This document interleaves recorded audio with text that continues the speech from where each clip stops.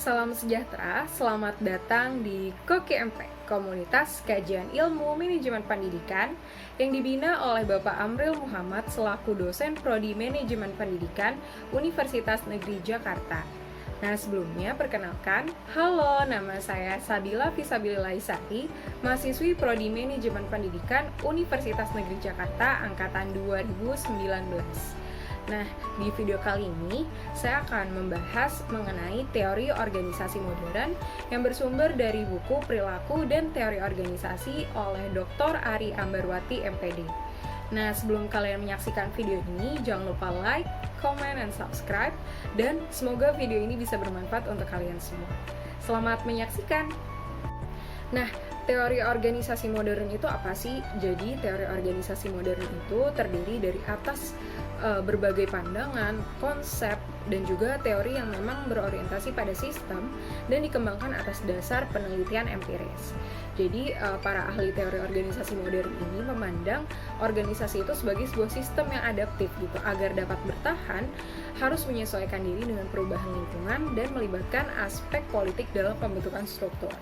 Nah, menurut Robbins tahun 1994 melihat bahwa hasilnya adalah pandangan tentang struktur bukan merupakan usaha yang rasional dari para manajer untuk menciptakan struktur yang paling efektif, tapi merupakan hasil dari suatu pertarungan politis di antara koalisi-koalisi di dalam organisasi untuk memperoleh kontrol. Nah, itu menurut Robbins pada tahun 1994. Seperti yang sudah dijelaskan tadi, teori organisasi modern ini melihat atau berfokus pada sistem, jadi melihat organisasi sebagai suatu sistem. Apabila membahas sistem, di dalamnya itu terdapat paling tidak ada 3 subsistem. Yang pertama itu ada subsistem teknis, yang kedua ada subsistem sosial, dan yang ketiga ada subsistem kekuasaan. Nah, untuk subsistem teknis ini menunjuk pada aspek formal yang terdapat di dalam organisasi.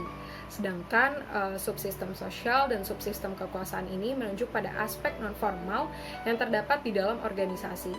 Nah, subsistem teknis ini menunjukkan bahwa suatu organisasi itu disusun, dirancang sebagai suatu susunan formal, kayak misalkan ada peraturan diberlakukan, terus ada distribusi wewenang, mewajibkan untuk bertanggung jawab, kemudian tersusun tuh hierarkinya atau strukturnya, kemudian memiliki tugas-tugas yang memang sudah jelas sesuai dengan porsinya masing-masing.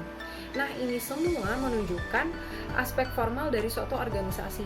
Jadi ketika suatu organisasi sudah mulai berfungsi nih teman-teman, otomatis diperlukan kan adanya penyesuaian dan juga modifikasi yang terjadi dalam organisasi itu sendiri. Nah, disinilah subsistem sosial dan subsistem kekuasaan bekerja gitu. Jadi kedua subsistem ini bekerja untuk melakukan penyesuaian dan modifikasi sesuai dengan perkembangan zaman. Jadi meskipun telah mengalami modifikasi, aspek formal yang terdapat di dalam organisasi tersebut tidak akan hilang, tetapi tetap ada meskipun mengalami perubahan. Nah, mau ingetin juga nih teman-teman, karena dari tadi saya bahas tentang sistem kan. Nah, kira-kira kalian tahu gak sih apa aja yang menjadi bagian dari sistem? Nah, saya bantu kasih tahu ya. Jadi, yang menjadi bagian dari sistem di dalam organisasi itu terdiri dari 5 jenis teman-teman. Yang pertama itu ada individu yang terdapat di dalam organisasi itu sendiri. Jadi, setiap anggota organisasi itu merupakan bagian dari sistem yang dimaksud dalam teori organisasi modern ini. Nah, yang kedua ada aspek formal organisasi, dan yang ketiga ada aspek informal organisasi, kemudian yang keempat ada status dan peran yang terdapat di dalam organisasi. Jadi setiap organisasi itu kan memiliki sistem hierarki nih teman-teman, atau yang biasa disebut sebagai piramida. Nah, itu merupakan salah satu bagian dari sistem. Dan yang terakhir itu lingkungan fisik organisasi. Jadi situasi lingkungan kegiatan atau aktivitas dari organisasi itu termasuk dalam bagian dari sistem. Nah, kurang lebih seperti itu teman-teman. Nah, kita sudahi saja ya penjelasan pada hari ini. Kurang lebihnya mohon maaf. Wassalamualaikum warahmatullahi wabarakatuh.